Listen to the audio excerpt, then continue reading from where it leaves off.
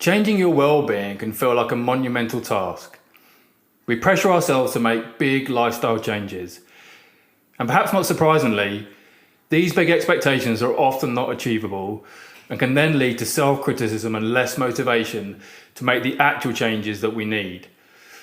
An alternative approach to behavioural change is to think small. Make tiny changes to your life that become habits. This idea, advocated by B.J. Fogg in his book Tiny Habits, and Arianna Huffington at Thrive Global, is to make these behaviour changes so small and easy that they seamlessly become part of your routine. So what are micro habits and how can you use them for your well-being?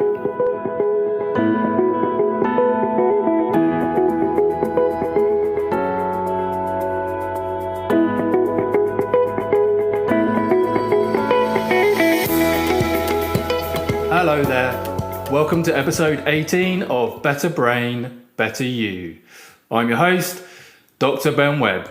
I'm so pleased that you can join me today. How are you? The lead up to Christmas is an exciting time of the year, but it can also be a stressful time for many people. Whether or not Christmas is part of your life, your well-being might be affected by it happening around you. It's a time of year that often puts extra pressure on us and can affect our well-being in lots of different ways. So I want to show you how to introduce small, micro habits into your lifestyle to reduce stress and look after your well-being over the Christmas period and beyond into the new year. Before we get into how this approach works, I've put together a free guide on 9 of the best micro habits for reducing the stress in your life. So you can grab the guide at ologyonlinecourses.com/microhabits. That's ologyonlinecourses.com/microhabits.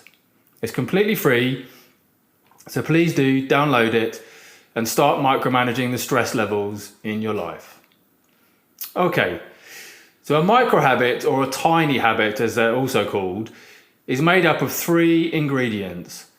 First, you take any new habit you want and scale it back so that it's tiny. Let's say you want to learn how to meditate to reduce your stress levels. You might start by slowly breathing through your nose and out through your mouth for 30 seconds, let's say. You make it quick and simple, so you have no excuse not to do it. So even when you're in a rush or you oversleep or you're tired, it's so tiny that you can still do it.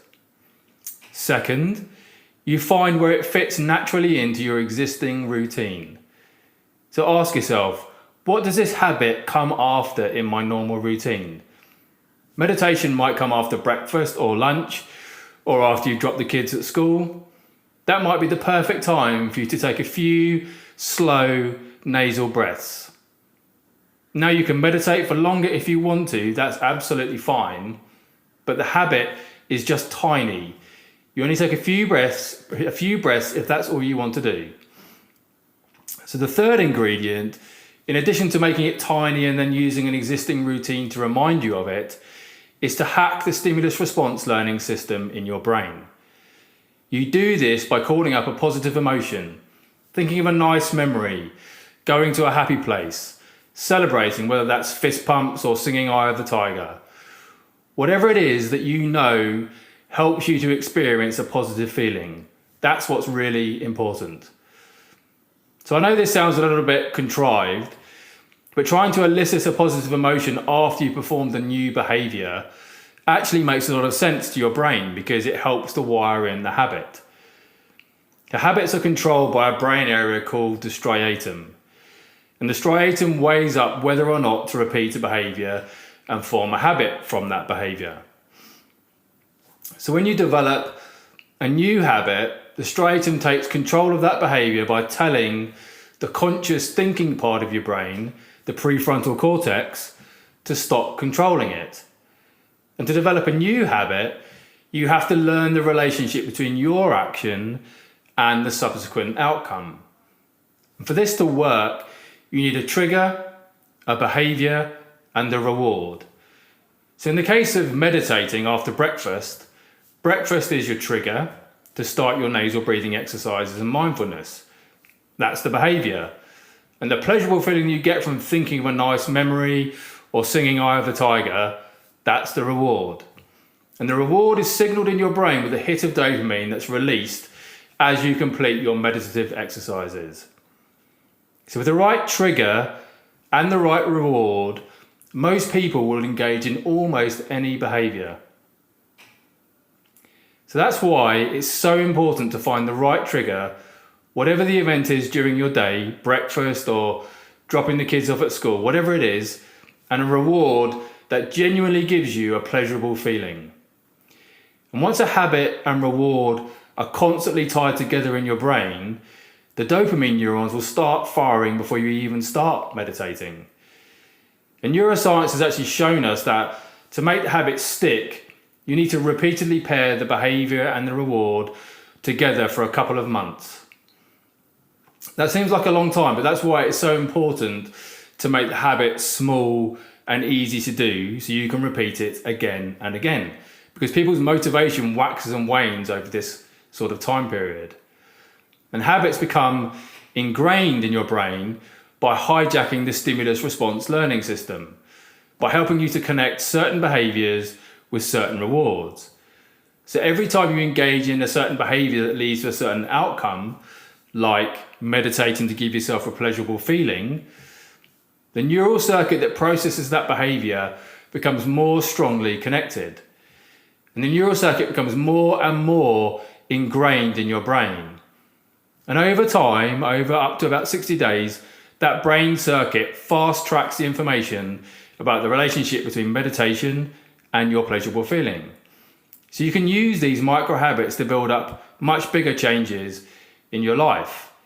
And as you make these small changes and feel successful, you start feeling successful about the way you think about yourself. That starts to change, and your identity starts to change.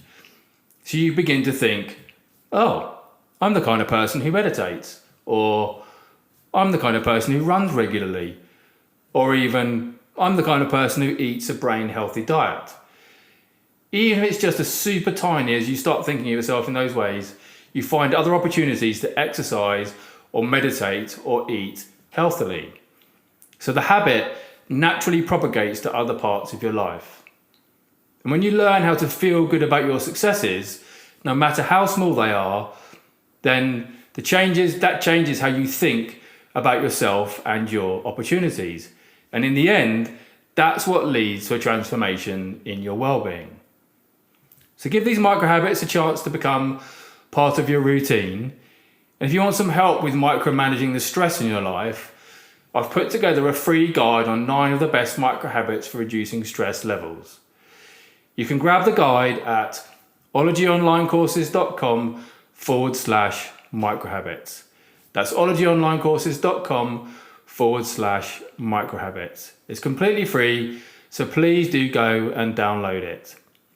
So I hope you found that useful, and let me know how you're getting on with introducing these micro habits into your life to help with your well-being.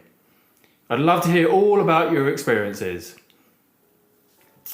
That's it for this week, but we've got 2 special episodes coming up over the Christmas period. So make sure you keep an eye out for those. Thanks for listening and tuning in today, and I'll look forward to seeing you next time.